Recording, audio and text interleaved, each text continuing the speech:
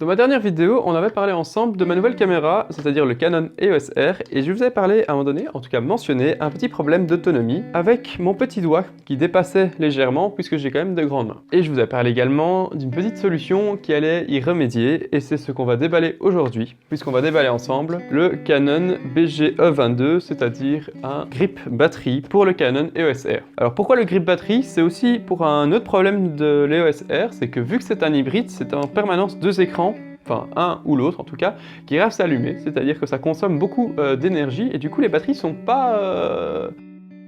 Hop, on a le faisceau qui traverse le capteur et puis le capteur qui l'envoie à l'écran. Mais l'écran est un écran et ça consomme de l'énergie. Du coup, par rapport à un réflexe, l'autonomie est bien moins importante. On a une autonomie d'environ 250 photos annoncée par Canon, ce qui n'est pas quand même énorme. Et donc j'avais envie de quand même pouvoir tenir longtemps, et c'est pourquoi j'ai acheté ce battery grip. Ça vaut une 150 €, je crois, plus ou moins. Alors, je mets le Canon sur le côté, et on va ouvrir la boîte. Première chose qu'on a, c'est un gros câble en USB-C. Alors ensuite, on a l'autre partie du câble qui vient de brancher pouf comme ça dedans. Bon, un petit guide d'utilisation et c'est fini pour la boîte.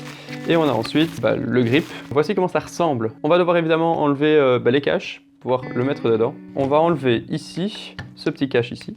Et alors là, il y a une petite place prévue dans la batterie pour jamais perdre ces deux petits éléments. Ensuite, ce qu'on va devoir enlever, c'est la porte. On a un petit point noir qu'il faut tirer. Et une fois que c'est tiré, hop, ça sort tout seul.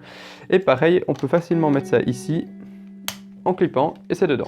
Ensuite, tout ce qu'il nous reste à faire, c'est l'insérer dedans, et tourner la petite roulette qui est ici, et hop, on est dedans. Qu'est-ce qu'on a pour l'instant? Pour l'instant, on a un Canon sans batterie. Donc ce qu'on a à faire, et moi c'est sur quoi je trouve pas ça ouf, c'est qu'en fait on a un tiroir dans lequel il faut qu'on mette deux batteries. Donc ça c'est la batterie qu'il y avait dans mon Canon. Ici, hop, voilà. Bon alors évidemment, elle ne vient pas avec la boîte. Gros point négatif. Mais gros point négatif, moi je pensais en fait par exemple que c'était, bon vous allez me trouver con, hein, mais je pensais que c'était genre ça qui était une batterie en elle-même.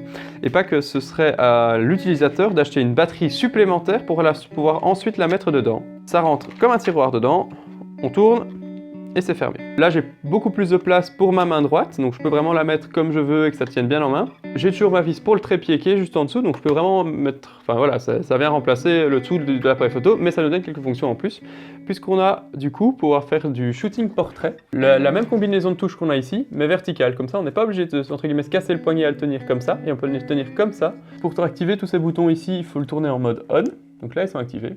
Le pareil n'est pas encore allumé, mais ils sont activés. Et alors, pour recharger le grip batterie, avec le câble USB-C qui est ici, on va devoir ouvrir ce petit cache, ici, et hop, on peut le brancher, ce qui va recharger du coup les deux batteries en une fois. Je ne sais pas encore si ça va recharger une batterie puis l'autre, les deux batteries en même temps ou quoi que ce soit. Ça viendra après, je vous le dirai dans la vidéo de test du Canon EOS R. Donc du coup, on a un Canon qui paraît beaucoup plus gros, c'est beaucoup plus massif, hein. Évidemment c'est plus lourd. Donc quand on fait la combinaison comme ça avec un 100 mm, la bague d'adaptation, le Canon EOS R et le battery grip, on en arrive sur un truc quand même qui est assez lourd au niveau du poids. Le seul inconvénient que je trouve un petit peu avec cette batterie, c'est que vu que j'ai un 5D Mark IV, je trouve, celui qui filme là, hein, coucou, je trouve ça débile, enfin en tout cas un petit peu dommage, que ce soit pas la même. Genre, on peut pas utiliser cette batterie-ci sur le Canon 5D Mark IV. Bon, c'est une question en fait, c'est exactement les mêmes batteries pourtant qu'on met dedans, hein. Cette batterie-ci, c'est une batterie de 5D ou de Canon EOS R. Mais en fait, c'est au niveau de la forme de l'appareil photo, puisque le 5D est un peu plus épais, il fallait que la batterie, bon, bref. Mais ça reste quand même très pratique, hein. Pour celui-ci, ça devient du coup un appareil photo qui devient massif, énorme, hein, vraiment, mais beaucoup plus du coup ergonomique. Et pour faire des portraits, voilà, si vous shootez beaucoup de portraits, ça peut être vraiment intéressant. Ça va surtout vous permettre de faire des photos pendant une journée complète sans tomber en rate de batterie. Et également, ce qui est intéressant, c'est qu'à la limite, vous rachetez deux batteries en plus. Le problème, c'est que ces batteries, ça coûte quand même 75 € la batterie même, donc c'est quand même très cher, mais vous allez acheter deux batteries en plus et vous avez reparti pour une autonomie complète. Alors ici, les deux batteries sont pas chargées, je crois, mais on va l'allumer et on va voir ce que ça donne.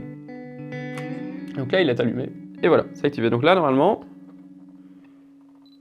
en mode portrait, si je retire une des deux batteries, est-ce que ça marche? Oui, donc là, il me considère que je n'ai qu'une seule batterie dedans.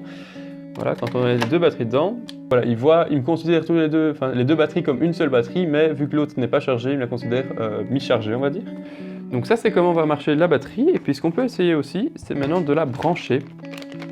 Après, la question qui va être pas mal aussi, moi qui ai un OnePlus 7 Pro, est-ce que avec mon OnePlus qui est ici, si je prends le câble de OnePlus, est-ce que je peux charger mon appareil photo avec? Ça va être une question qui va arriver. Je vous dirai ça dans le test qui viendra. Mais donc du coup, hop, on ouvre la petite trappe. Je peux brancher en USB-C dedans. Et je prends ma rallonge. Hop là. On le voit. Ici, on a une petite LED verte qui s'est allumée, qui nous dit qu'en gros, c'est en train de charger. Et c'est en train de charger la batterie qui est à gauche. Donc en fait, voilà, ça nous montre en fait laquelle des deux batteries est en train de charger. C'est ça que je ne savais pas. Alors par contre, est-ce qu'on sait utiliser l'appareil photo pendant qu'il est en train d'être branché? Ça pourrait être pratique pour faire de la vidéo. Donc là, je suis en train de filmer, alors que la batterie est en train de se recharger. Donc ça, c'est ça qui est comique. Par contre, la LED, ou alors peut-être qu'il n'est plus en train de se recharger, puisque j'ai plus de LED qui apparaît. Donc je ne sais pas vraiment sur le coup. Je trouve que les LED ne sont pas très bien au niveau des indicateurs de charge. Et donc du coup, je vais juste regarder au niveau des LED dans le manuel ce qu'ils disent.